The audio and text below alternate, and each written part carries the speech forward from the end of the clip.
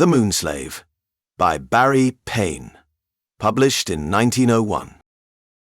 The Princess Viola had, even in her childhood, an inevitable submission to the dance. A rhythmical madness in her blood answered hotly to the dance music, swaying her as the wind sways trees, to movements of perfect sympathy and grace. For the rest, she had her beauty and her long hair that reached to her knees and was thought lovable. But she was never very fervent and vivid unless she was dancing.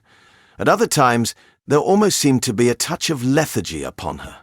Now, when she was 16 years old, she was betrothed to the Prince Hugo.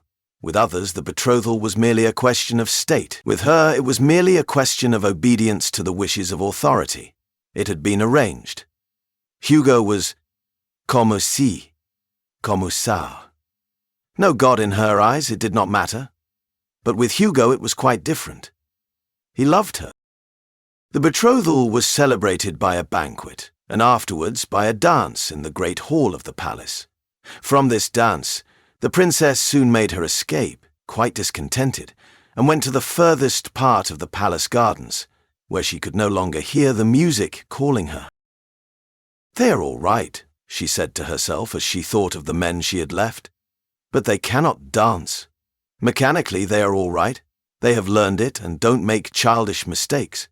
But they are only 1, 2, 3 machines. They haven't the inspiration of dancing. It is so different when I dance alone." She wandered on until she reached an old forsaken maze. It had been planned by a former king. All round it was a high, crumbling wall with foxgloves growing on it. The maze itself had all its paths bordered with high, opaque hedges. In the very centre was a circular, open space, with tall pine trees growing round it. Many years ago the clue to the maze had been lost. It was but rarely now that anyone entered it. Its gravel paths were green with weeds, and in some places the hedges, spreading beyond their borders, had made the way almost impassable.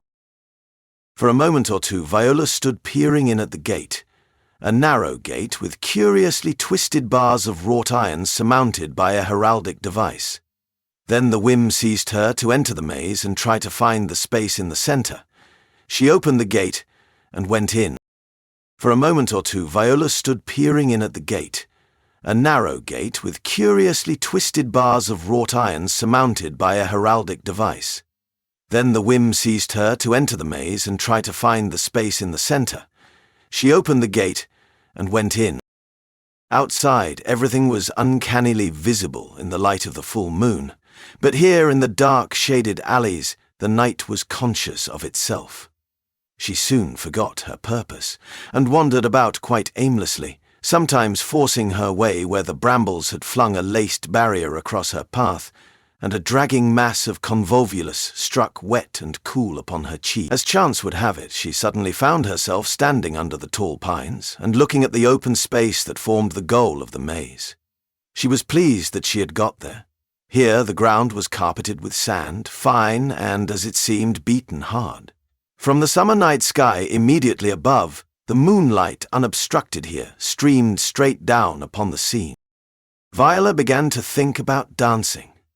Over the dry, smooth sand, her little satin shoes moved easily, stepping and gliding, circling and stepping as she hummed the tune to which they moved.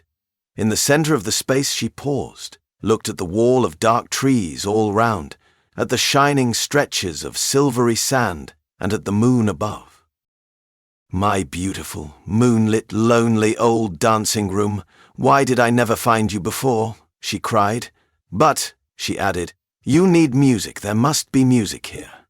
In her fantastic mood, she stretched her soft, clasped hands upwards towards the moon. "Sweet moon," she said in a kind of mock prayer, "make your white light come down in music into my dancing room here, and I will dance most deliciously for you to see." She flung her head backward and let her hands fall. Her eyes were half closed, and her mouth was a kissing mouth. "Ah, sweet moon," she whispered, "do this for me, and I will be your slave. I will be what you will." Once, when she was alone on her knees before the lighted altar in the private chapel of the palace, she suddenly felt that the words of the familiar Latin prayer had gone from her memory. She rose to her feet. She sobbed bitterly, but the call had come and she could not resist it. She passed out of the chapel and down the palace gardens. How madly she danced that night! She was to be married in the spring. She began to be gentler with Hugo now.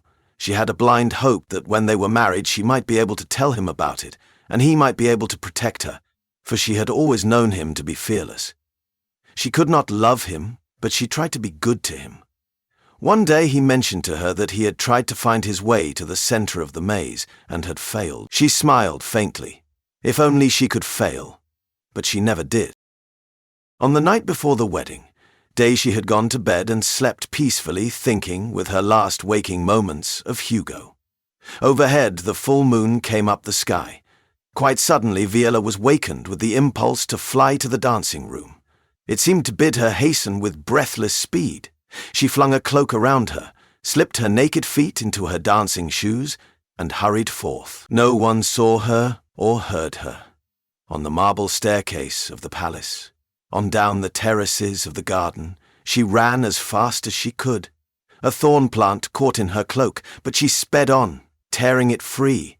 A sharp stone cut through the satin of one shoe, and her foot was wounded and bleeding, but she sped on. As the pebble that is flung from the cliff must fall until it reaches the sea, as the white ghost moth must come in from cool hedges and scented darkness to a burning death in the lamp by which you sit so late, so Viola had no choice. The moon called her. The moon drew her to that circle of hard, bright sand and the pitiless music. It was brilliant, rapid music tonight. Viola threw off her cloak and danced. As she did so, she saw that a shadow lay over a fragment of the moon's edge. It was the night of a total eclipse. She heeded it not. The intoxication of the dance was on her. She was all in white. Even her face was pale in the moonlight. Every movement was full of poetry and grace. The music would not stop. She had grown deathly weary. It seemed to her that she had been dancing for hours, and the shadow had nearly covered the moon's face so that it was almost dark. She could hardly see the trees around her. She went on dancing, stepping, spinning, pirouetting, held by the merciless music. It stopped at last, just when the shadow had quite covered the moon's face and all was dark. But it stopped only for a moment, and then began again. This time it was a slow, passionate waltz. It was useless to resist. She began to dance once more. As she did so, she uttered a sudden shrill scream of horror, for in the dead darkness a hot hand had caught her own and whirled her round, and she was no longer dancing alone. The search for the missing princess lasted during the whole of the following day. In the evening, Prince Hugo, his face anxious and firmly set, passed in his search the iron gate of the maze, and noticed on the stones beside it the stain of a drop of blood. Within the gate was another stain. He followed this clue, which had been left by Viola's wounded foot, until he reached that open space in the center that had served Viola for her dancing room. It was quite empty. He noticed that the sand round the edges was all worn down, as though someone had danced there, round and round, for a long time. But no separate footprint was distinguishable there. Just outside this track, however, he saw two footprints, clearly defined close together. One was the print of a tiny satin shoe, the other was the print of a large naked foot, a cloven foot. The end. Don't forget to like, subscribe, and share your thoughts below.